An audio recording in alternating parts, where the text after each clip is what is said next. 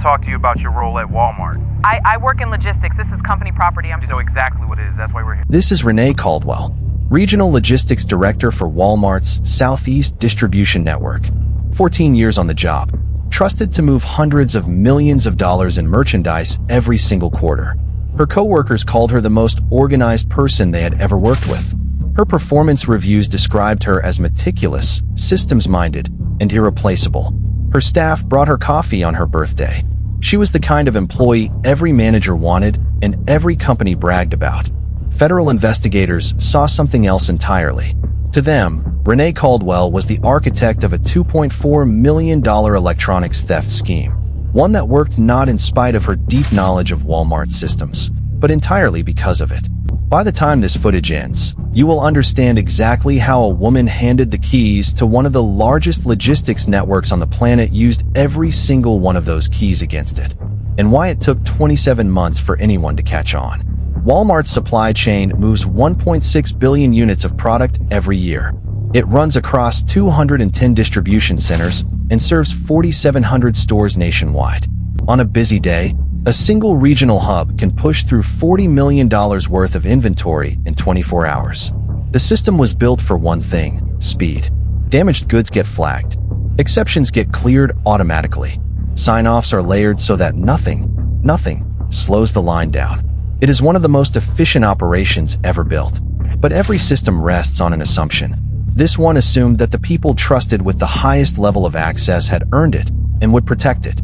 It never accounted for someone who spent 14 years quietly studying exactly where it couldn't see. Have you ever wondered how someone steals millions from a company that tracks every single item it sells? Drop a how in the comments below. And if you're new here, hit subscribe. We don't leave until the verdict. Renee Caldwell grew up in Clarksville, Tennessee, a mid-sized city about an hour northwest of Nashville, where life moved at the pace of whatever work you could find and hold on to. She was the second of 4 children. Her mother worked double shifts at a regional grocery chain.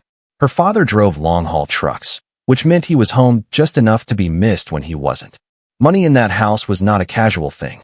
It was counted, divided, and placed into labeled envelopes. One for rent, one for groceries, one for utilities, one for emergencies that always seemed to come anyway.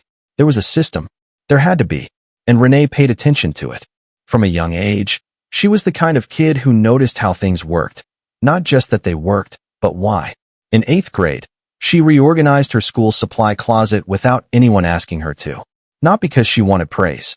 Because the way it was arranged made no sense to her, and things that made no sense bothered her in a way she couldn't ignore. Her teachers called her gifted. What they were really seeing was something harder to name. A mind that looked at any system, a closet, a schedule, a process, and immediately began mapping where things moved and where they got stuck. She took that mind to Middle Tennessee State University, where she studied supply chain management on a partial scholarship. She was not the top of her class. She was not the most polished or the most connected. But she was, without question, the most attentive person in any room she walked into. She listened to lectures the way a mechanic listens to an engine, not for the theory, but for what the theory revealed about how things actually functioned underneath. At 23, she took an entry-level receiving position at a Walmart distribution hub outside of Nashville. It was not a glamorous start. She was checking shipments, scanning barcodes, logging inventory, and flagging discrepancies on a screen for hours at a time. Most people in that role were focused on getting through the shift. Renee was focused on understanding the shift. Every process, every handoff, every point where one person's responsibility ended and another's began. Every place where something could slip through unnoticed. She was learning the machine, its rhythms, its rules, its blind spots, with the same quiet focus she had brought to every system before it. She didn't know yet what she would do with that knowledge. But she was building something. One careful observation at a time. 11 years is a long time to work towards something, especially when you're the only one who knows exactly what you're working toward. From the moment Renee Caldwell took that entry-level receiving job, she moved. Not quickly enough to draw the wrong kind of attention, but steadily, always upward, always into roles that gave her a wider view of how the operation ran. Receiving clerk first, then inventory coordinator, then shift supervisor, then regional compliance liaison. Each title came with more responsibility, more access, and more visibility into the parts of the system that most people never thought twice about. Then, in March 2019, came the role that changed everything. Walmart promoted Caldwell to Regional Logistics Director for the Southeast Division, a position that put her in charge of distribution across 340 stores in 6 states. It was a significant job by any measure. The kind of role that comes with a corner office, a team that reports to you, and the quiet understanding that the company trusts you completely. It also came with something far more important than any of that. The promotion granted her what Walmart internally classified as Tier 3 inventory override authority. In plain terms, this meant she could reclassify merchandise, approve transfers between distribution hubs, and sign off on write-offs for damaged or missing goods, all on her own, with no second signature required, on any transaction under $50,000. Her promotion review described her in the kind of language that gets framed and hung on walls. It noted that she showed exceptional command of exception handling workflows and had reduced unresolved inventory flags in her region by 34%, year over year. She was being celebrated for solving the exact problem she was about to turn into a weapon. On the day she received her new system credentials, Caldwell was given full access to WMS Central, Walmart's internal warehouse management system. This was the nerve center of the entire operation. The platform that tracked every pallet, every transfer, every flag, and every write-off across her region. And with her new authority, she could move product from one end of that system to the other using nothing more than a username, a justification code, and her own electronic signature. No second set of eyes. No waiting for approval. Just her, the system, and whatever reason she chose to type into the box. She had spent 11 years studying how the machine worked. She had mapped its processes, learned its rules, and quietly noted every place where oversight thinned out. She had studied the lock for 11 years. They had just handed her the key. To understand what Renee Caldwell did, you first need to understand how Walmart moves product. When a shipment arrives at a regional distribution hub, it gets scanned and logged into WMS Central within minutes. From there, the system assigns it to a store cluster, workers load it onto pallets, and it rolls out the door toward its destination. The whole process is fast, precise, and largely automated. On a normal day, thousands of items move through a single hub without a single human being stopping to look twice. But not every shipment goes smoothly. Sometimes a pallet arrives damaged. Sometimes items are mislabeled or flagged as undeliverable. When that happens, a Tier 3 director has the authority to pull that pallet off the dispatch line and reclassify it as a hold for audit item. It gets moved to a secondary holding bay and waits.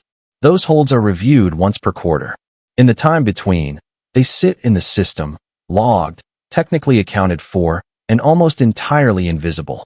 Caldwell spotted this in her second month as director. Not because someone showed her, because she was looking. A legitimate hold could sit untouched for 90 days before it triggered a mandatory review. 90 days was a long runway. Long enough for product to move, money to change hands, and records to go cold. All while WMS Central showed nothing more alarming than a routine pending inspection. In April 2019, 6 weeks into her new role, she made her first move. She flagged a pallet of 34 Samsung 65-inch QLED televisions, retail value $68,000, as transit damaged, hold pending inspection. The justification was logged. The hold was created, and the pallet, instead of sitting in any Walmart facility, was quietly redirected to a private storage unit in Smyrna, Tennessee. The unit was operated by Marcus Webb, her brother-in-law. On paper, those televisions were waiting for an inspector who had no idea they existed and would never be called. In reality, they were sold to a secondary market electronics reseller within 2 weeks of leaving the distribution hub. At the 90-day mark, the audit flag auto-cleared. WMS Central moved on. No alarm. No follow-up. No loose ends. She sat with that for a moment. 34 televisions. $68,000. Zero consequences. The system had not blinked. She had not been looking for a way to steal from Walmart when she took that promotion. But she had found a gap. A real one. Tested and confirmed. And now only one question remained. She needed to find out exactly how wide it was. One test. One pallet. Zero consequences. That was all it took. What started as a single $68,000 experiment quietly grew into something far larger and far more organized. A pipeline that ran for 27 months and touched hundreds of shipments across 6 states. Caldwell had confirmed the gap was real. Now she built a system inside the system. She couldn't do it alone, and she knew that. Moving pallets required someone on the warehouse floor, someone with access to the physical product before it ever reached a dispatch bay. She found that person in Darnell Okafor, a night shift inventory coordinator who had worked in the hub long enough to move through it without drawing attention. Okafor could redirect a pallet quietly, efficiently, and without raising a single eyebrow from the people working around him. His price was $3,000 per diverted shipment, paid in cash. Marcus Webb, her brother-in-law, was already in the operation. His storage facility in Smyrna became the permanent off-books warehouse, the place where Walmart's inventory disappeared into and re-emerged from as untraceable resale product. Webb took 12% of every sale. The scheme was selective by design. Caldwell targeted only items that moved fast on secondary markets and were hard to trace once their serial numbers were removed. 4K televisions, PlayStation and Xbox consoles, Apple products, Bose audio equipment, and laptops. Over 27 months, investigators would later confirm at least 847 individual items diverted across 11 different hold classifications. The operation was not reckless. It was managed, and the money showed it. Federal forfeiture documents filed after her arrest paint a clear picture of where the proceeds went. In February 2021, Caldwell purchased a Mercedes GLE 450 outright, $71,400, paid in cash. Around the same time, she put a $340,000 cash down payment on a lakefront property in Hendersonville, Tennessee. Between May 2020 and November 2021, wire transfers to a personal LLC she controlled totaled $480,000. When coworkers noticed, she kept the answer simple. Her husband was in commercial real estate. Nobody pushed back. She was, after all, the most organized person they had ever worked with. By August 2021, the operation had reached a level of confidence that, in hindsight, looked a lot like carelessness. In a single 30-day period, Caldwell processed 14 fraudulent holds totaling an estimated $390,000 in stolen merchandise. Every single one listed the exact same justification code, transit moisture damage, pending regional inspection, without variation. She had stopped being careful. She had started feeling untouchable. If you're wondering how this went undetected for over 2 years, you're not alone. That answer is coming. Hit like so this keeps reaching people, and let's keep going. 27 months, 847 items, $2.4 million. And the thing that brought it all down was a serial number. Not a tip, not a whistleblower, not a sophisticated audit triggered by some executive with a hunch. A 26-year-old asset protection associate at a Walmart store in Savannah, Georgia was processing a routine customer return in October 2021 when something caught his eye. The Sony 75-inch television sitting in front of him had a serial number that didn't match what it was supposed to be. More specifically, WMS Central showed that this exact television, this specific unit, identified by that exact serial number, had already been sold through a legitimate channel 8 months earlier. It was supposed to be gone. But here it was. Tyrese Morrow could have let it go. It was a small discrepancy on an otherwise unremarkable Tuesday. Instead, he flagged it and sent it up the chain to Walmart's Global Investigations Unit. That single flag unraveled everything. The GIU pulled the record. The record pointed to a hold classification. The hold classification had one name attached to it as the authorizing director. That name was Renee Caldwell. Investigators began pulling threads. Within 3 weeks, GIU analysts had found 9 more serial number collisions, 9 more items that existed in 2 places at once, each one tied directly to a hold entry in Caldwell's access log. The pattern was impossible to explain away. The FBI and the Tennessee Bureau of Investigation were brought in. A formal subpoena for WMS Central records covering Caldwell's entire time as director came back with over 200 hold entries that analysts flagged as anomalous. 200. At the same time, investigators set up physical surveillance on the Smyrna storage facility. Marcus Webb was identified within days. Darnell Okafor's finances were pulled and handed to FinCEN, the federal agency that monitors suspicious banking activity. What they found was a familiar pattern. Cash deposits made consistently in amounts of $2,900, just under the $3,000 threshold that triggers automatic bank reporting. He had been careful, not careful enough. Renee Caldwell, meanwhile, had no idea any of this was happening. On November 4, 2021, 4 days after federal agents had already executed a search warrant on the Smyrna storage facility, she sat in a regional directors meeting in Nashville and presented a Q4 efficiency forecast. Her VP complimented the work. She drove home that evening the same way she always did. She did not know that the investigation was already complete. She did not know that the walls had already closed in around her. She just didn't know it yet. November 18, 2021, 7:42 in the morning. The air was cold and the parking lot was quiet. Renee Caldwell had been at the storage unit for about 20 minutes, moving flatbox electronics from inside the unit into the cargo bay of her Mercedes. It was the kind of task she had done dozens of times before, routine, unhurried, unremarkable to anyone passing by. What she did not know was that federal investigators had been parked within sight of that storage unit for 6 consecutive days. 2 FBI agents and a Tennessee Bureau of Investigation officer approached on foot. No sirens, no dramatic entrance. Just 3 people walking across a parking lot with a federal arrest warrant and 27 months of evidence behind them. The body cam footage released during discovery proceedings captures 4 minutes and 11 seconds of what happened next. It is not loud. It is not chaotic. It is, in its own way, much harder to watch than that. Renee Caldwell, FBI. We have a federal arrest warrant. Please step away from the vehicle. She turned, and for just a moment, the composure held. There must be a mistake. I can explain what this is. These are returns I was transporting for. Ma'am, we've been watching this unit for 6 days. We know what this is. The sentence landed, and something behind her eyes shifted. She tried once more to find the right words, the logical explanation, the professional framing, the version of events that could still make this make sense. She had spent 14 years being the most prepared person in any room. But there was no preparing for this moment, because this moment had been built specifically around her. The composure held for roughly 90 more seconds. Then she asked for a lawyer. Then she stopped talking entirely. She was handcuffed in the open air of that parking lot. The Mercedes was seized on the spot.